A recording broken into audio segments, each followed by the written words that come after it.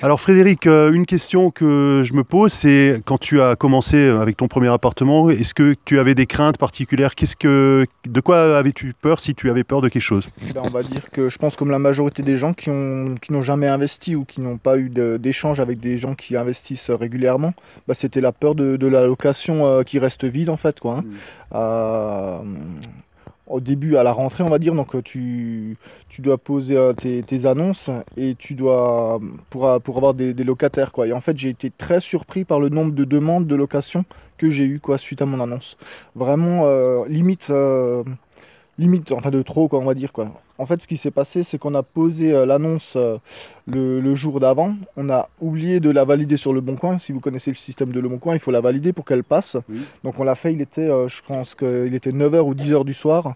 Et le matin, à 8 h déjà, c'était vraiment un harcèlement au niveau des appels, quoi. C'était énorme. Et d'ailleurs, je conseille aux gens d'ailleurs de ne pas mettre le numéro de téléphone parce que sinon, ils risquent d'avoir des déconvenus aussi le lendemain.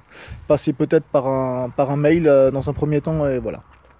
Oui, bah c'est marrant parce que j'ai eu exactement la même appréhension quand j'ai commencé il y a quelques années. J'avais exactement la même question, mais après, dès que vous avez des dizaines, des 50 appels, ben, c'est bon, cette peur, elle disparaît directement. Effectivement, ouais, c'est vrai. Mm.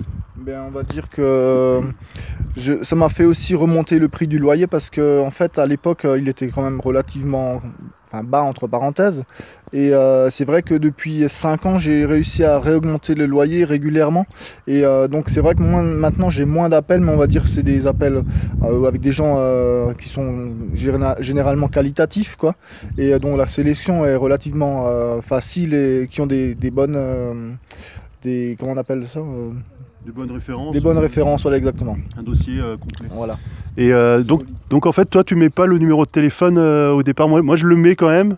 Je le mets quand même. Alors c'est vrai que j'ai beaucoup d'annonces, mais quelque part, c'est une bonne idée parce que des fois, j'ai tellement d'annonces. Mais moi, j'aime bien avoir les personnes au téléphone, mais c'est vrai qu'on peut les avoir dans un deuxième temps après le mail. Premier contact par mail et ensuite, tu peux leur téléphoner. Je pense que c'est important de les avoir au téléphone pour discuter avec elles, pour valider certains points et C'est ce que je fais dans un second temps, mais en fait c'est moi qui choisis quand je les appelle, quand je suis disponible aussi quoi. Parce que souvent c'est des gens qui vont déjà vous allez avoir peut-être 10 ou 15 ou 20 coups de téléphone en soirée, vous n'êtes pas forcément disposé à répondre à 20 appels le même soir ou en quelques jours qui se succèdent. Donc c'est pour ça qu'en fait je prends des mails et ensuite je filtre et je rappelle les gens quoi. Voilà. Je leur demande de me donner leur numéro et c'est plus simple comme ça. Bah, super. Merci en tout cas pour tes conseils. Ok, Et à bientôt. ça marche, merci Eric. Mon Fred, j'aime bien tes lunettes de soleil.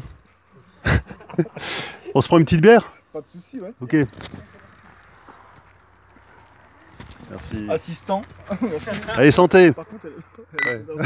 c'est C'est pas grave, c'est pas grave. À votre Chin. succès.